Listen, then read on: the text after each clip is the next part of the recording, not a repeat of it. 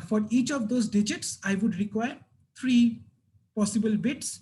So if all of those digits are equally probable, and let's say that I am trying to represent a number, let's say a set of numbers, let's say 2, then 5, then 7.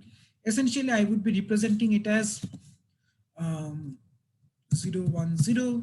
Then I would have 1, 0, 1, and then I would have 1, 1, 1. Right. So these are the 3 bit representations for my sequence of numbers 2, 5, 7. Right. So in this scenario, I would basically say that since that maximum number that I can reach is 7, and I need to represent each of those digits using 3 bits. So for n number of things that I need to represent, I need to represent them using n number of things times log n of bits. Right. So I need n log n amount of storage. Now, Huffman says that essentially, if we have these set of things or sequence of numbers that or sequence of values that we need to represent, we do not need to always use the same set of sequences to represent all numbers. So imagine the case where we had a lot more 2s than we had 5s or 7s. In that scenario, we would have 1, 2, 3, 4, 5, 6, 7, 8, 9, 10, 11, 12, 13. So normal encoding would say 13 times 3 number of bits would be required to represent this particular sequence. But if 2 is so more common than all the other possible digits that can occur, can we potentially represent 2 with a much smaller bit count than the other numbers? So let's say that we just represent 2 with some number, let's say 1, right? So the bit 1. So we have 1, 2, 3, 4, 5, 6, 7, 8, 9, 10, 11, 11. So let's say that we represent 2 with the bit 1. Right. So we represent all of the values of 2 with one particular bit. And then we represent 5 with, let's say, 0, 1. And let's say we represent 7 with 0, 0, 1.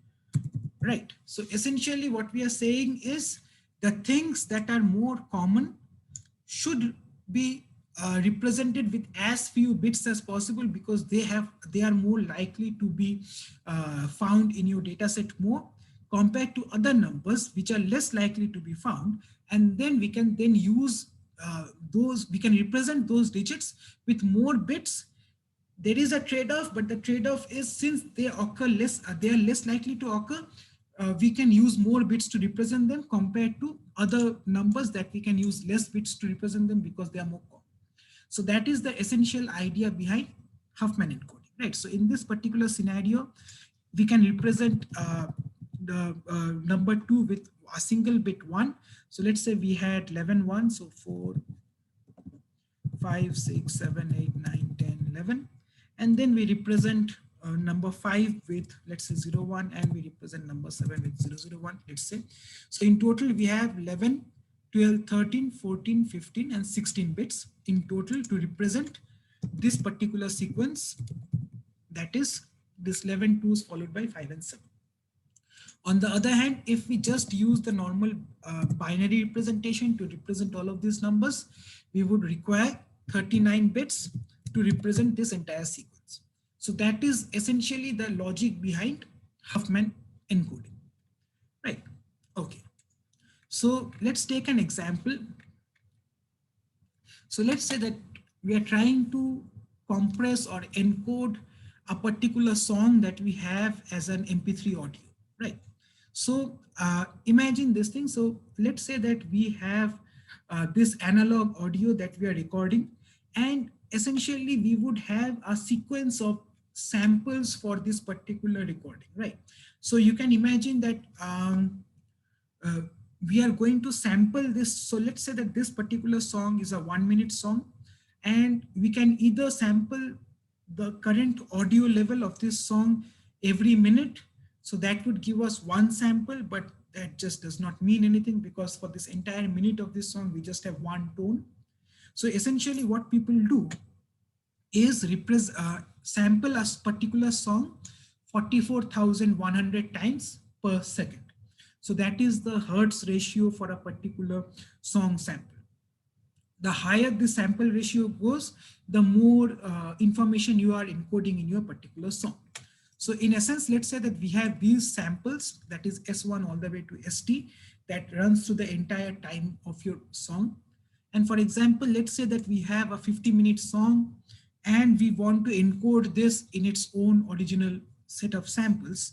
That would give us 50-minute song times 60, that is number of seconds, times 44,100, that is the total number of samples that we would get for this entire song. That ends up being close to 130 million measurements for this entire song. So we have these measurements, and now remember that this particular song is recorded in analog systems, right?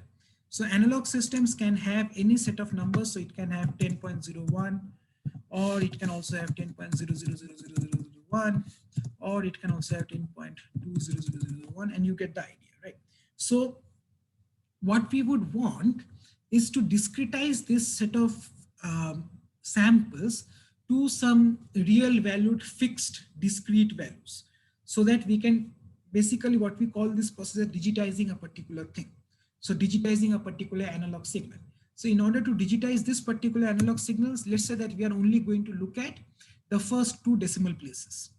So that gives us the sample 10.01, 10.00, and 10.20. That loses some information down the line here, but we are saying that it is close enough for us to discretize this particular analog input into this set of numbers. So now we have these set of individual discrete bounds that we are using to convert an analog signal into its respective samples. So you can imagine that in this particular scenario, we are saying that every particular value can be within 2 decimal places for a particular song. So let's make it a bit more clearer. So let's say that we have a possible set of numbers. So let's say 1, 2, 3, no. Let's say 0, 1, 2, 3, 4, 5, 6, and 7. So let's say that these are all analog signals, right? And we want to discretize it such that we are only allowed to have let's say 4 possible values, right? So we can say that 0 is represented with the number 0, and 1 is also represented with 0, 2 is represented with 1, 3 is represented with 1, 4 is represented by 2, 5 is represented by 2, and 6 is represented by 3, and 7 is represented by 3. So we have converted this particular sequence of these numbers, that is 0 through 7, discretized it. We have lost information, but we have basically represented this using 4 different possible values, where a number 2 can either mean 4 and 5, there is your loss, but forget about that. So this new set of possible set of samples that we have is what we mean when we say that each real valued sample ST is quantized and approximated by a nearby number. And let's say that the finite set of those numbers is tau, right? So the number of possible set of maps that we can have is called tau. And in this scenario, this example here, this tau was 4, right? Okay, so now we have this set of samples S1 through ST, and each of those samples can only have a value 0 through tau, right? So that is the resultant string of length t over the alphabet set tau is now to be encoded in binary, right? Okay. So now that we have this recording, this is the time when we would apply Huffman encoding to now reduce the size of this encoding process. Okay, so let's take an example for this particular scenario. Let's say that we have 130 million samples for that 50-minute song, as we discussed earlier. We have T samples here, and we say that our alphabet list contains of only 4 values, that is A, B, C, or D. Right, so every sample can either be encoded as either A or B or C or D. So the obvious choice to represent this particular song in binary, since we have 4 values, we would require 2 bits per symbol. So 00 for A, 01 for B, 10 for C, 11 for D. And that basically ends up getting us 260 megabits for that entire song. Now, that is the raw encoding of this entire song. When I say raw, it's not the actual analog signal, but we'll not get into that. Essentially, given this set of samples that we have of A, B, C, and D, we require 260 megabits to encode this entire song. However, if we now apply Huffman encoding to it, which means that if we use the frequency information to better guide us into a proper encoding method that reduces this song length a bit more, that would help us a lot, right? So that is what we are trying to do.